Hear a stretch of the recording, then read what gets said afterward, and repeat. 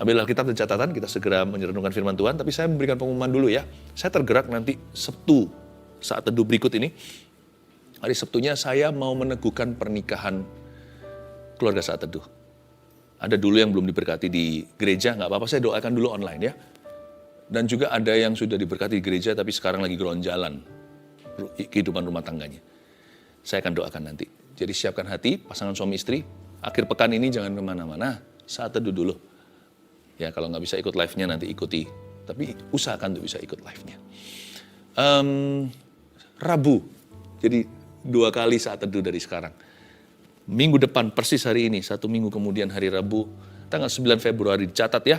Kita akan adakan KKR, keselamatan dan pertobatan di saat teduh bersama. Di jam dan waktu yang sama. Saya berikan judul apa kata Alkitab tentang neraka. Nanti saya buka kitab Wahyu, jelaskan. Supaya kita semua jadi ngerti gitu ya. Kita ini diselamatkan dari apa. Penting sekali untuk jiwa-jiwa baru, Anda, keluarga Anda yang perlu diselamatkan. Jangan ditunda-tunda. Karena kita nggak tahu jam kehidupan sampai mana dalam kehidupan kita masing-masing ya. Bawa orang-orang yang sudah mundur dari Kristus. Dan kita bawa sebanyak mungkin jiwa, nonton bersama.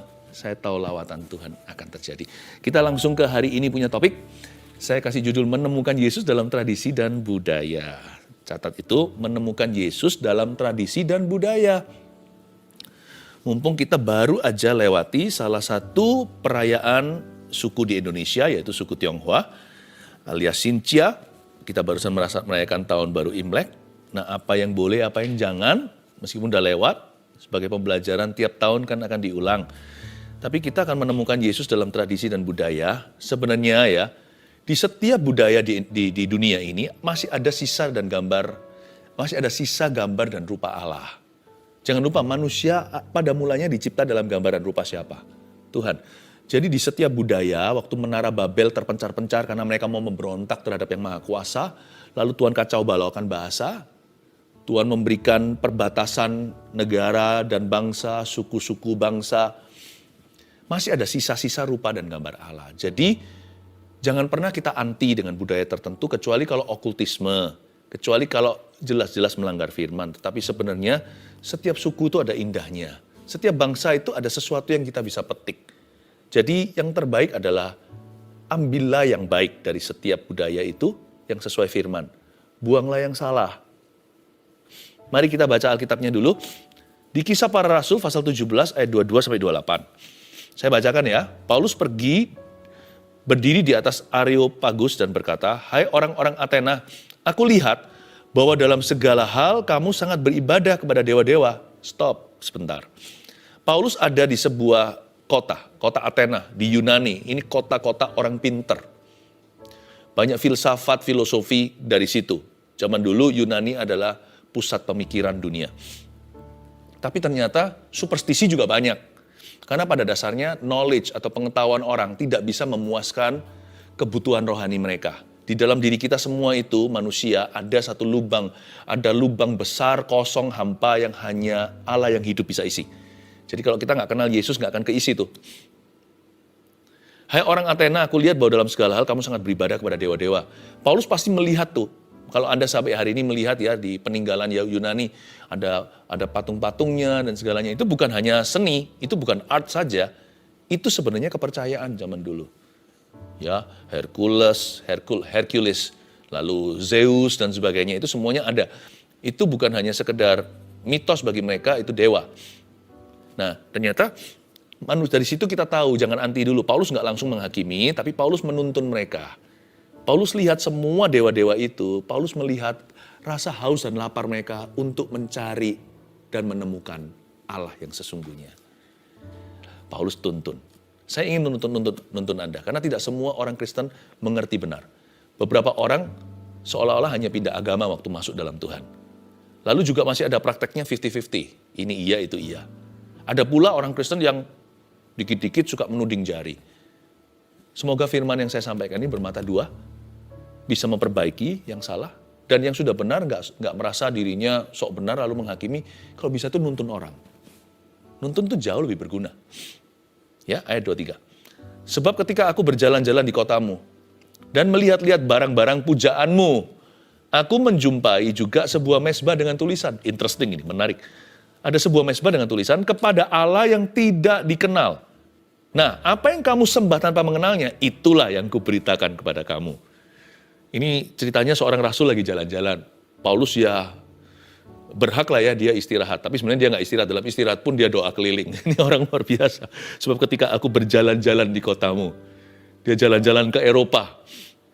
Dan melihat-lihat barang-barang pujaanmu. Bukan etalase, lihat toko-toko, tapi dia melihat di situ kok banyak pemujaan. Dia sedih sekali. Aku menjumpai juga sebuah mezbah dengan tulisan. Lalu dia melihat sebuah opportunity, sebuah kesempatan. Dia lihat satu mezbah. Jadi lucu. Semua dewa-dewa, lalu ada satu mezbah itu dikhususkan untuk Allah yang mereka tidak kenal. Seolah-olah semua pemujaan itu tidak bisa memuaskan. Mereka cari, lalu mereka sediakan satu tempat untuk mezbah bagi Allah yang tidak dikenal. Mereka seolah-olah masih mencari lubang. Cari Allah sesungguhnya itu siapa. Semoga yang satu ini bisa kutemukan, membuat semua pemujaan itu tidak kuperlukan.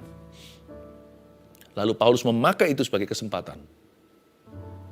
Kepada Allah yang tidak dikenal, tulisannya begitu.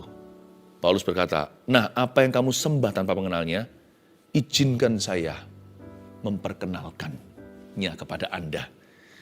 Itulah yang kuberitakan kepada kamu. Segera Paulus, Rasul Injil itu, akan memberitakan Yesus. Poin nomor 1, catat dulu. Menemukan Yesus dalam tradisi dan budaya. Karena nomor 1, Tuhan Yesuslah yang dicari oleh setiap budaya. Segala bahasa, bangsa, suku bangsa. Lihat ya, ujung-ujungnya nanti Yesus. Kalau benar-benar serius mau diselamatkan. Kalau hanya main-main kepercayaan, ya apa aja bisa. Kan disesuaikan dengan egonya Anda, ego manusia. Tapi kalau kita mau merendah, kalau kita betul-betul ingin menemukan jalan keselamatan, mau enggak mau ke kiri kanan, mau naik gunung turun lembah, ketemunya Yesus. Sebab Tuhan Yesuslah yang dicari oleh setiap budaya. Sebenarnya saya bangga, ya kan? Saya bangga sebagai anak Tuhan yang sudah ditemukan oleh Tuhan. Bukan saya itu hebat, kita ini hebat menemukan Tuhan. Kita ini ditemukan. Bedanya dengan berhala di sini atau dewa.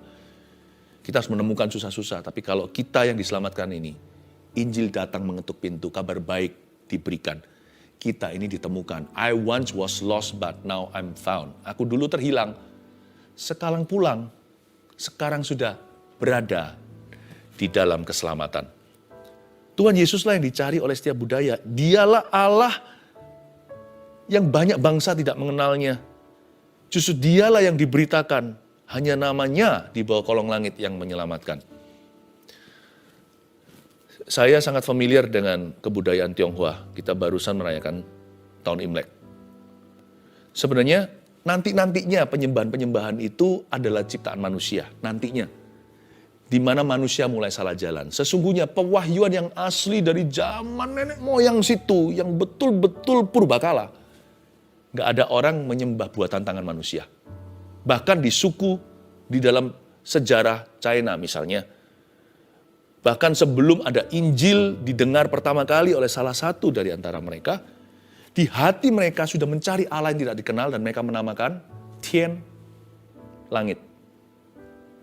Tapi karena orang yang ingin memanjatnya itu nggak bisa memanjatnya dengan kekuatannya sendiri, dengan amal sosialnya, frustrasi lama-lama. Gini nggak bisa, gitu nggak bisa, tetap merasa dosa, nggak ada pengampunan, nggak ada damai sejahtera. Kemana ku cari damai? Ke lembah curam ku cari, tidak kutemukan.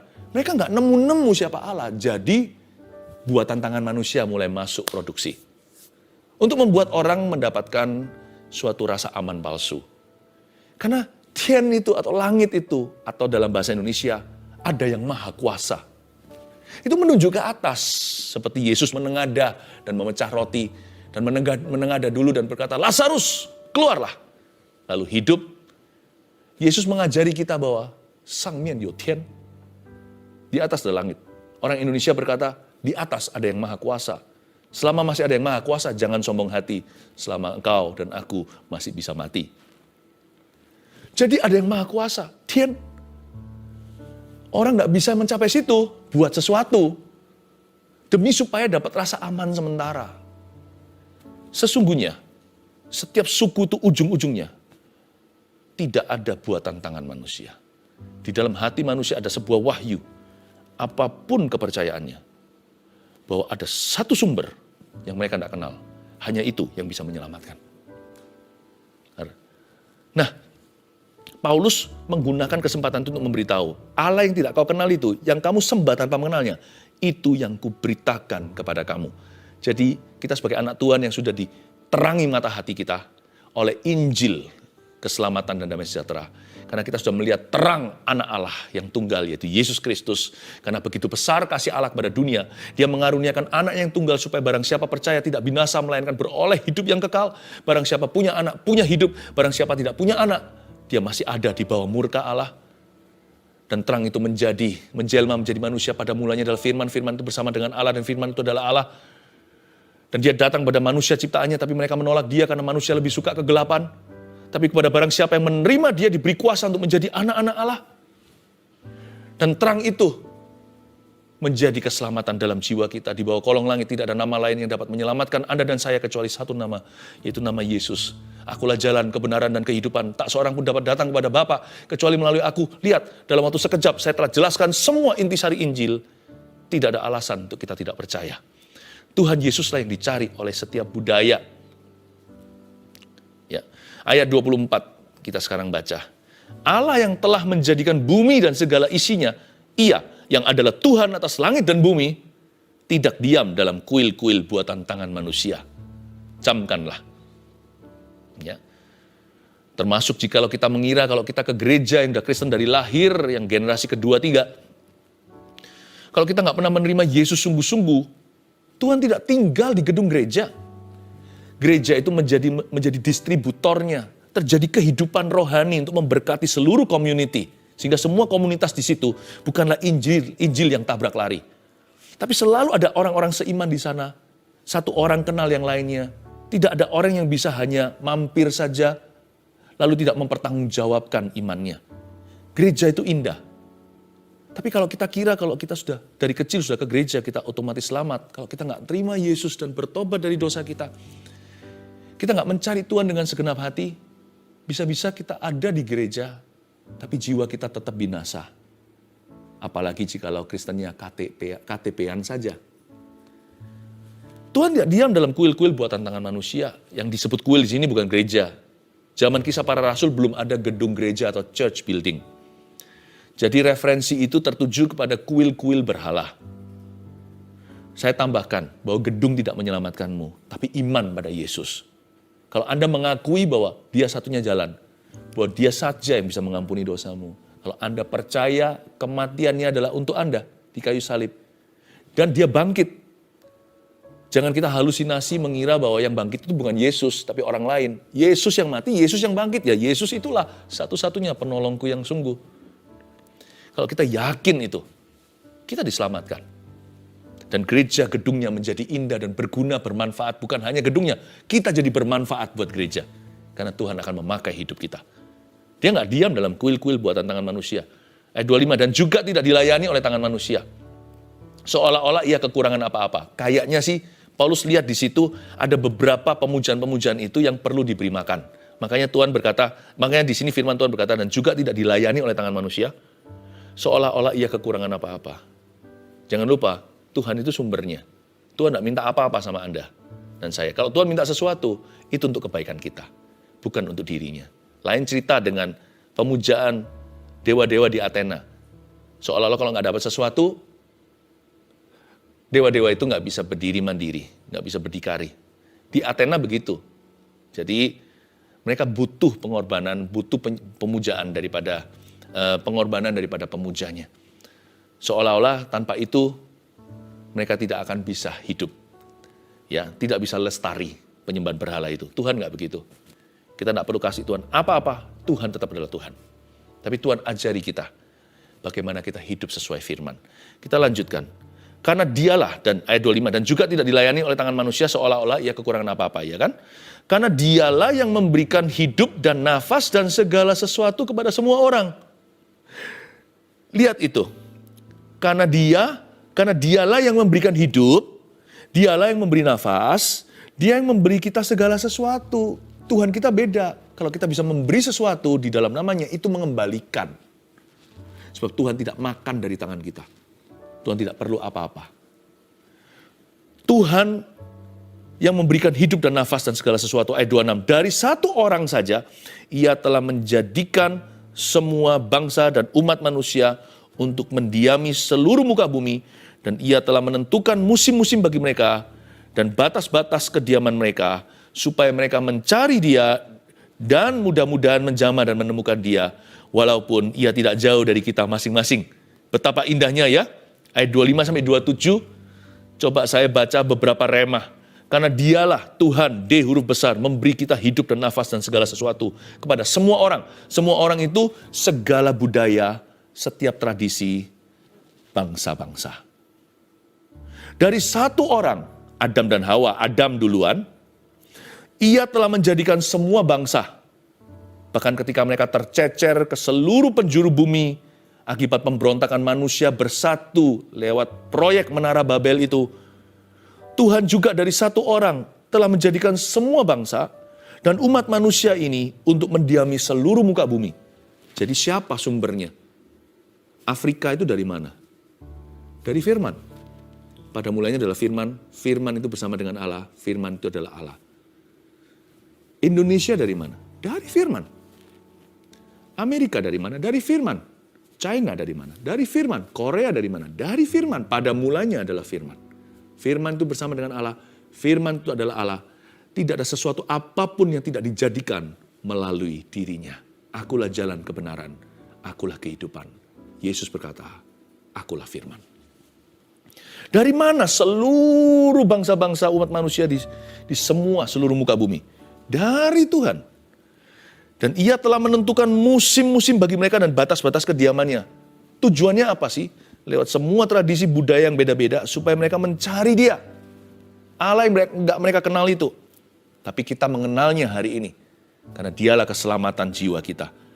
Supaya mereka mencari dia dan mudah-mudahan. Paulus itu baik ya. Dia nggak memaksa, dia menginspirasi, dia berkata, mudah-mudahan ya, kamu ikut dia, nggak ikut apa kata dunia. Mudah-mudahan yang kau cari adalah keselamatan, bukan sekedar kepercayaan atau agama.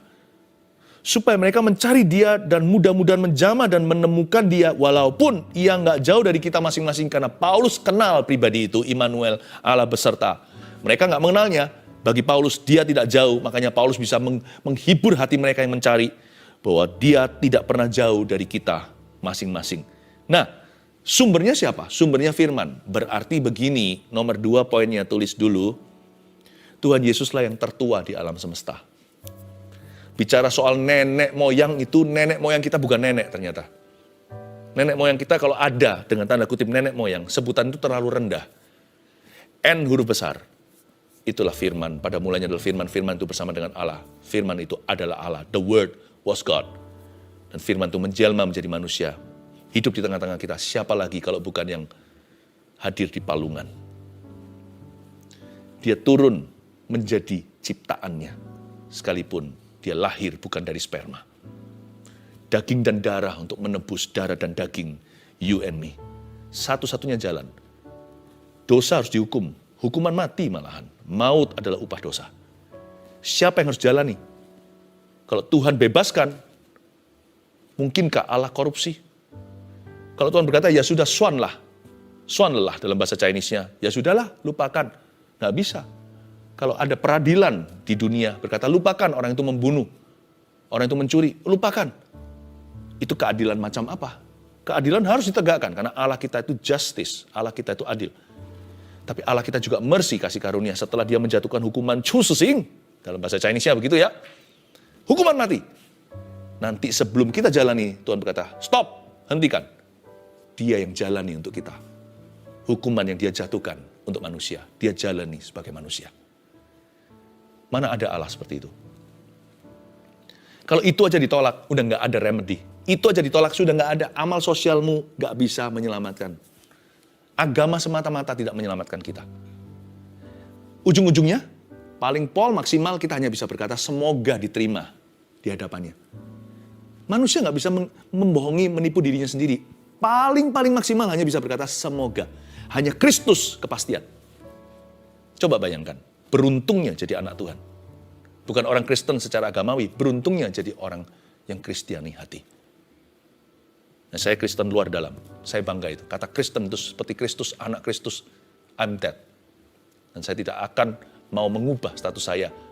Bukan untuk menang-menangan, tapi saya anggap itu sebagai anugerah. Apakah Anda merasa beruntung jadi anak Tuhan? Yesus itu loh yang paling tua di alam semesta. Pada mulanya adalah firman. Makanya waktu Tuhan mau didorong sama orang Farisi ahli Taurat yang jahat, mau tahu karena apa? Karena Tuhan berkata begini, ya, kan dia berkata, apakah kamu lebih tua dari Musa? Marah mereka ketika Yesus berkata, sebelum Musa, I am. Dalam bahasa Inggrisnya, aku sudah ada dalam bahasa Indonesianya. Kata I am dalam bahasa aslinya, itu artinya akulah yang maha kuasa. Wah, mereka berkata ini menghujat. Dengan itu, di kitab Injil tertulis, Yesus menyamakan dirinya sebagai Allah. Ya. Jadi Tuhan dengan jelas-jelas berkata, I am. Orang Yahudi paling ngerti bahasa demikian. Dan Yesus mau didorong di tepi-teping. Tapi nggak bisa karena waktunya belum tiba untuk mati bagi kita. Yesus bukan mati dibunuh. Yesus mati menyerahkan nyawa. Bedain itu. Dia mati berkorban. Nah, kalau kita baca ini tadi, Yesus yang tertua di alam semesta, berarti kita harus pilih Yesus atau tradisi. Tak bisa, tapi saya kan harus setia sama nenek moyang kita. Nenek moyang kita itu adalah Yesus Kristus. Jadi kalau kita mau setia sama yang paling dituakan, kalau dalam satu ruangan, misalnya kalau kita lagi datang, misalnya contohnya ya, kalau tidak masa pandemi, lalu bisa keliling-keliling gitu kan. Kalau kita datang ke rumah seseorang, keluarga, kerabat, pasti yang dituakan yang pasti paling dihargai. Di sebuah pesta juga, ya ada yang cincin atau apa gitu ya, atau di semua culture kebudayaan juga ada sih. Ada yang mereka berlutut kasih teh kepada yang paling tua yang ada umur 100. Meskipun itu bukan papa mamanya yang tua duluan. Dalam sebuah ruangan namanya bumi dan alam semesta. Yang paling dituakan itu Yesus Kristus. Nenek moyang lain mau bilang apa kalau melanggar firman? Kalau firman berkata jangan. Karena kita punya loyalitas adalah kepada nenek moyang di atas segala nenek moyang. Yesus Kristus. Your allegiance, loyalty, faithfulness, kesetiaan, loyalitas kepada yang paling dituakan. Papanya semua papa, bapaknya semua roh. Dialah raja di atas segala raja, Tuhan di atas segala Tuhan. Tien Sangti, Allah yang maha kuasa di bumi seperti di sorga. Bapa kami yang ada di sana. Karena itu jangan pernah Anda berkata, aku tidak bisa lepaskan praktek tertentu yang dilarang oleh firman. Karena aku harus setia sama nenek moyang. Nenek moyangnya atasnya coba lihat. Siapa yang buat menara Babel? Siapa sebelum itu yang menciptakan Adam dan Hawa? Semua bangsa dari si Adam atau si manusia. Nah, kita sekarang baca lagi ya, ayat mana ini?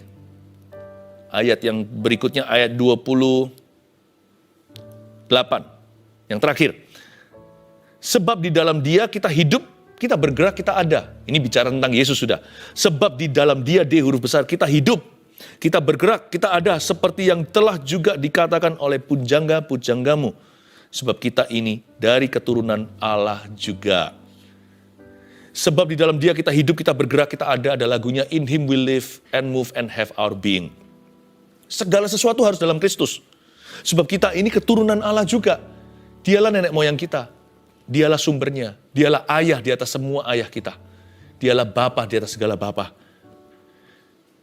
Di dalam Dia kita hidup, kita bergerak dan kita ada. Saya ulang lagi. Di dalam siapa? Di dalam Yesus Kristus kita hidup, kita bergerak, kita ada. Di dalam apa? Di dalam firman kita harus hidup, kita bergerak, ngambil keputusan, kita ada, kita bernafas, boleh atau jangan semua di dalam Dia, di dalam firman. Karena itu nomor 3, tuliskan. Ambil yang benar dari tradisi dan buang yang salah. Karena loyalitasmu pada nenek moyang dengan N huruf besar, bukan nenek sih, Bapa kita kami yang ada di dalam sorga, di dalam Yesus Tuhan. Ambil yang benar dari tradisi dan buang yang salah. Uji segala sesuatu, budaya dan tradisi dengan firman. Ingat perkataan saya awal, setiap budaya itu ada bagusnya. Misalnya ya, kemarin barusan saja perayaan Xinjia. Kan bagus kan? Angpau misalnya, untuk menghargai junior. Kita menabur di hidup mereka. Atau kalau orang tuanya udah tua, kita memberi angpau malah sebaliknya kasih kepada papa mama atau engkongnya, emaknya. Itu kan bagus, artinya bahasa kasih kita juga memberi. Ambil itu. Tapi kita nggak percaya bahwa superstisinya, nanti kita prosperity-nya, nggak usah. Percaya semua berkat dari Tuhan, susah payah tidak mengikutinya. Bukan karena hasil usaha kita, tapi semua karena anugerah. Itu dia. Dan sangat menghormati orang tua dalam kebudayaan yang diajarkan. Nah, itu perlu diterapkan, tapi jangan sampai kita disembah. Saya sudah ngomong sama anak-anak saya, kalau saya mati, saya nggak mau disembah. Karena saya nggak mau jadi orang lain, saya bukan Tuhan. Saya adalah Philip Mantova, saya adalah papa mereka. Kalau saya nggak ada, saya mau mereka ingat saya sebagai ayah. Saya nggak mau mereka bergantung sesuatu pada saya secara superstisi. Kalau saya bisa punya kuasa, beneran saya punya kuasa dari diri saya sendiri, nggak mungkin mereka sudah bisa sembahyang sama saya. Saya pasti nggak jadi mati, nggak mau mati, hidup selama-lamanya. Kalau memang saya punya kuasa di bumi, ya saya mau hidup seterusnya. Kalau saya bisa mati, berarti kan saya kalah dengan hukum alam. Mereka doa sama saya, mau terima apa? Supra alami. Saya sama alam aja kalah. Cepat lambat saya pasti meninggal dunia kalau Tuhan belum datang. Jadi saya mau mereka ingat saya sebagai papanya. Saya nggak mau jadi orang lain. Jangan loh ya, kalau saya mati jangan jadi orang lain. Saya tetap harus jadi ayah. Nah, itunya jangan diambil. Tapi kebudayaannya sendiri itu bagus menghormati orang tua. Dalam bahasa Chinese-nya, cuanrong. Xiao sun cuanrong fumo. Ya, tunduk, mencintai, mengasihi, dan berbakti. Keluarga kami mengalami luar biasa transformasi. Hubungan jadi manis. Sejak satu persatu kenal Yesus loh. Buang berhala, satu-satu kenal Tuhan. Malah justru sekarang lebih mesra. Dulu nggak ada I love you, ya, cium segalanya. Sekarang bahkan anak, orang tua, papa, ya, sekarang tentunya lagi ada batasan physical distancing. Tapi kalau enggak, biasanya kita langsung perangkul, cium. Ada sesuatu yang diubah sama Tuhan, budaya kerajaan sorga masuk mengatasi budaya yang sudah ada, yang bagus dipertahankan, yang kurang bagus dilepas. Malah justru bagus. Seluruh keluarga dalam Kristus. Saya rasa tidak akan kekurangan kok ya. Orang kalau terima Tuhan itu malah ditambahkan kok. Kalau memang betul-betul ada sesuatu dikurangi, itu pasti merugikan dirimu. Apalagi yang merugikan kekal. Kalau enggak, pasti dipertahankan sama Tuhan. Kan itu dari sisa-sisa gambar dan rupanya. Memberi, murah hati, hormat sama papa mama, mengasihi. Bukankah itu diajarkan sama firman? Perintah Allah yang kelima kan? Hormati ayah ibumu supaya lanjut umurmu. Ujilah segala sesuatu dengan firman dulu. Karena otoritas tertinggi orang yang sudah percaya sama Yesus itu bukan lagi kebudayaan atau tradisi. Atau apa kata orang. Bahkan bukan perasaanmu. Otoritas tertinggi orang percaya adalah firman Allah tertulis pertama-tama. Alkitab dan Roh Kudus akan tuntun kita. Ya. Buang aja praktek-praktek dosanya. Penyembahan berhalanya dibuang. Superstisi-superstisinya dibuang. Saya nggak percaya karena saya sudah taruh percaya pada Tuhan. Ada satu hal yang berharga yang saya tidak beri ke sembarang orang. Saya hanya beri ke satu sumber. Saya beri kepada Tuhan, yaitu iman. Saya taruh percaya saya. Hati-hati, saya nggak mau sembarang percaya ini itu arah angin apa, nggak. Angin yang nurut sama saya kalau saya punya Tuhan. Bukan kebalikannya. Air yang nurut sama saya. Bukan, Tuhan Yesus jalan di atas air kok, kenapa saya taruh iman pada air? Saya taruh pada Dia yang berjalan di atasnya. Angin air di bawah kakinya. Satu hal yang berharga yang saya berikan hanya pada Tuhan, yang membuat saya diselamatkan, adalah saya beri iman. Iman pada Kristus, saya beri percaya hanya pada Dia. Buang semua superstisi yang ada. Dan tradisimu akan menjadi berguna dan indah. Kebudayaan jangan dibuang. Kebudayaan itu warisan. Pertahankan yang baik. Tapi lepaslah yang salah. 1, 2, 3, menemukan Yesus dalam tradisi dan budaya. 1, Tuhan Yesuslah yang dicari oleh setiap budaya. 2, Tuhan Yesuslah yang tertua di alam semesta. 3, ambil yang benar dari tradisi dan buang yang salah.